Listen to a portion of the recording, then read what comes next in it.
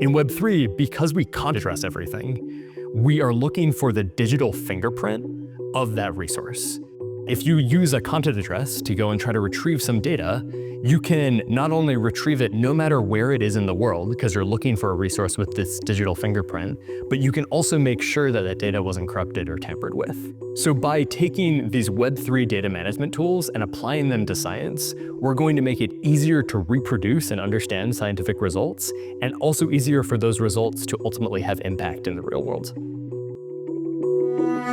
My name is Alan Ransil. I'm a co-founder of Devonian. We build a product called Cherty that's a global operating system for science. We're taking a lot of the tools that we've developed in Web3 and applying them to help people understand problems associated with carbon, problems associated with biodiversity, and really address those problems in ways where the data is interconnected from scientific research all the way to the impact that these organizations are having.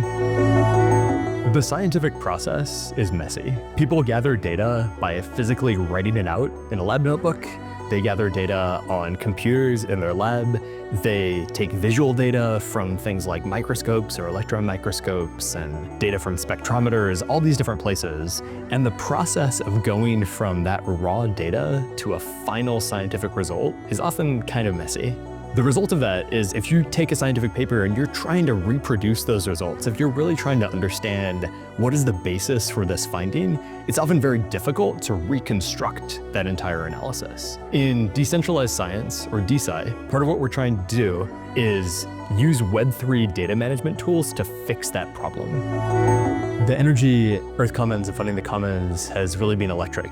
We really hoped that when we brought the Sustainable Blockchain Summit, which became Earth Commons, into funding the Commons, that it would grow to become something greater than the sum of its parts. And we're really seeing that in Bangkok, that people are bringing their experiences, their projects, their interests, and we're able to get this sort of broader lens on the notion of a commons.